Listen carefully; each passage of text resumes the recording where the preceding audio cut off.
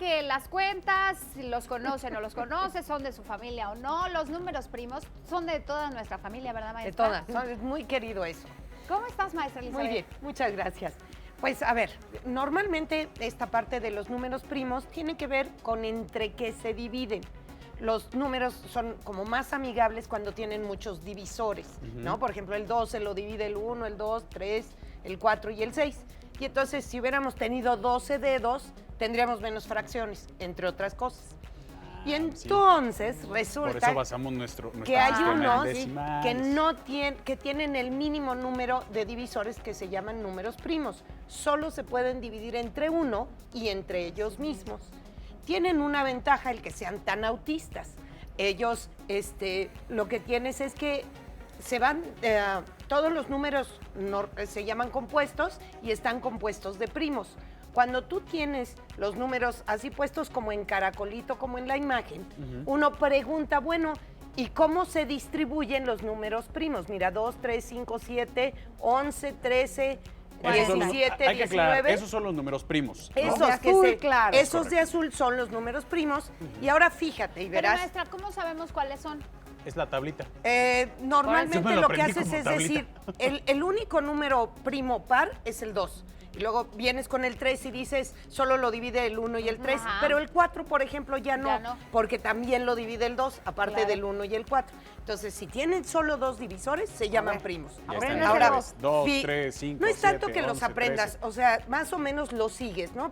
Ves cómo están los divisores. Y entonces uno se pregunta, bueno, ¿y cómo para qué sirven, no? Y entonces resulta que si tú vas haciendo este torbellinito buscando a los números primos, toma en cuenta que esa rayita que se abre es el radio de la siguiente circunferencia en la espiral. Sí. ¿Ok? Bueno, la maravilla es que finalmente los números primos son una creación de la mente humana. Y esa distribución que estás viendo ahí es exactamente la misma que ocurre en un torbellino.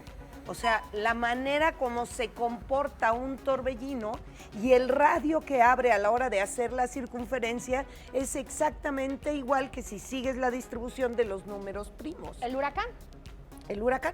A La ver, un amplitud huracán. que va ¿Y en qué, formando, ¿no? en qué no está muy bonito que sea lo mismo? Pero a mí qué. Y luego, entonces, ¿cómo le hacemos? Fíjate nada más, piensa en que tú tienes que estudiar ese tifón. De entrada, no sabes dónde está, no es algo que tú puedas reproducir en un laboratorio. Claro. Y en cambio que tú agarres una hoja cuadriculada y pongas los números y te sientes a estudiarlos y veas cómo se distribuyen, te da toda la libertad de tener un modelo en el laboratorio que lo que está haciendo es emular algo que ocurre en la vida real. La O sea, naturaleza podemos incluso. saber qué tan grande es el tifón, digamos. Puedes saber qué tan grande es el tifón y uno diría, bueno, pues sí, se ve padre, pero no es lo único. No. Las flores, las células cancerígenas, partes de las células de los pulmones, Nos etcétera. ayuda a seguir la inercia de estos Nos fenómenos. ayuda a ver cómo está conformada la naturaleza, cómo es su estructura, cómo podemos predecir a dónde va. ¿Me entiendes? Todas ellas tienen esta manera de distribuirse. ¿Cómo se distribuyen?